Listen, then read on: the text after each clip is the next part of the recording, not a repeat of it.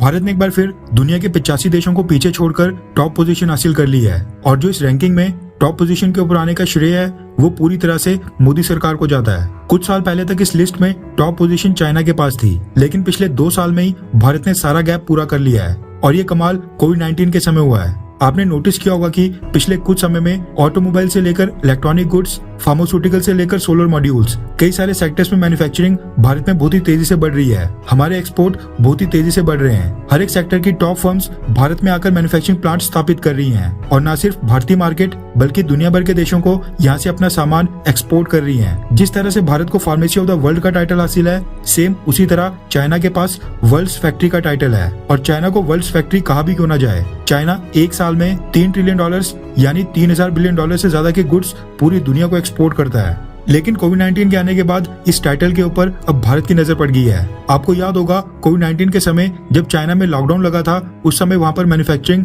बिल्कुल से जीरो हो गई थी। इस वजह से दुनिया की कई सारी कंपनीज की प्रोडक्शन वहाँ पर अचानक से रुक गई थी। वैसी सिचुएशन दोबारा से अराइज ना हो, इसलिए लगभग सभी कंपनीज ने चाइना +1 स्ट्रेटेजी अपनाना शुरू कर दिया है। अपनी प्रोडक्शन लाइन को डाइवर्सिफाई करने के लिए चाइना के अलावा एक और देश में अपनी प्रोडक्शन लाइन स्टार्ट करने का फैसला किया और भारत सरकार ने भी ये मौका अपने हाथ से नहीं जाने दिया। देश में मैन्युफैक्चरिंग बढ़े, इसके लिए कई सारे इकोनॉमिक रिफॉर्म्स किए गए, कॉर्पोरेट टैक्सेस में छूट दी, कई सारे सेक्टर्स के लिए PLI स्कीम लॉन्च की, ईज ऑफ डूइंग बिजनेस के ऊपर भारत में खासा ध्यान दिया गया। इन सब के बदौलत अब लो कॉस्ट मैन्युफैक्चरिंग की लिस्ट में भारत ने टॉप किया है। रेफरेंस के लिए आपकी स्क्रीन के ऊपर द इकोनॉमिक टाइम्स के आर्टिकल का स्क्रीनशॉट है, जिसके मुताबिक ताजा रिपोर्ट में ये खुलासा हुआ है कि भारत में दुनिया की सबसे चीपेस्ट मैन्युफैक्चरिंग कॉस्ट पड़ती है। दरअसल US news and world report ने एक रिसर्च की जिसमें दुनिया के 85 देशों को शामिल किया गया। 85 देशों को इस आधार पर रैंक किया गया कि इन सब देशों में किसी आइटम को मैन्युफैक्चर करने के लिए कितनी कॉस्ट पड़ती है। उदाहरण के लिए अगर हम सोलर PV मॉड्यूल्स को लें तो ये देखा जाएगा कि किस देश में सोलर PV मॉड्यूल्स को मैन्युफैक्चर करना, मैन्युफैक्चरिंग के दौरान लेबर कॉस्ट, कंपोनेंट्स को सोर्स करने की कॉस्ट, ये सब कॉस्ट कंपैरेटिवली कौन से देश में सबसे कम आएगी। इस रिसर्च में भारत टॉप पोजीशन के ऊपर पाया गया, यानी भारत में दुनिया के किसी भी देश से सबसे कम कीमत के ऊपर गुड्स मैन्युफैक्चर किए जा सकते हैं। वहीं इसके साथ ओपन फॉर बिजनेस कैटेगरी में भारत को 37th पोजीशन हासिल हुई, यानी भारत में बिजनेस शुरू करने में अभी भी काफी सारी बाधाएं हैं। जबकि ओवरऑल बेस्ट कंट्री कैटेगरी में भारत को 31st पोजीशन हासिल हुई। इस रिपोर्ट में कुल 73 एट्रीब्यूट्स थे।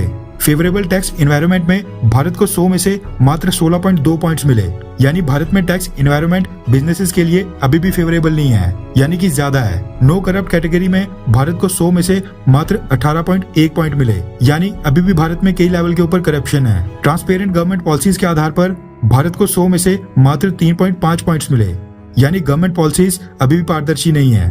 भारत को इनकम इक्वालिटी में 1.9 पॉइंट्स मिले, सेफ्टी के लिए 4.3 पॉइंट्स मिले और well developed public health system के लिए 2.3 पॉइंट्स मिले, जबकि इकोनॉमिक स्टेबिलिटी के लिए भारत को मात्र 9.9 पॉइंट्स मिले हैं। ये सारे पॉइंट्स किस बेसिस के ऊपर दिए गए हैं, क्या पैरामीटर्स थे, ये हमेशा से कंट्रोवर्शियल रहा है, क्योंकि हमेशा देखा गया है कि जो पैरामीटर्स ये वेस्टर्न एजेंसीज डेवलप्ड देशों के लिए रखती हैं, सेम पैरामीटर्स डेवलपिंग देशों के लिए भी रखे जाते हैं।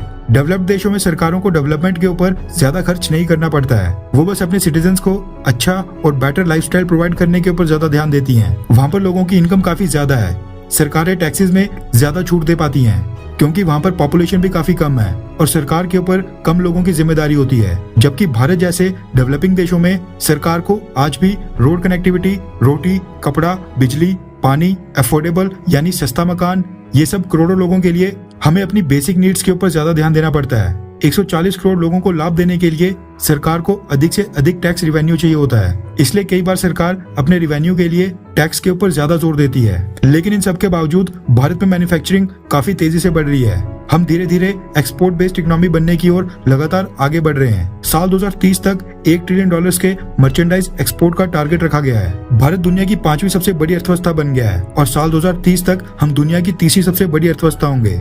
कहने का मतलब है कि भारत ने अपनी आर्थिक रफ्तार पकड़ ली है और उम्मीद है कि जब हम पूरी तरह से एक डेवलप्ड देश बन जाएंगे तो फिर उस समय हम इन सब वेस्टर्न देशों के हर एक पैरामीटर के ऊपर अच्छा परफॉर्म करेंगे।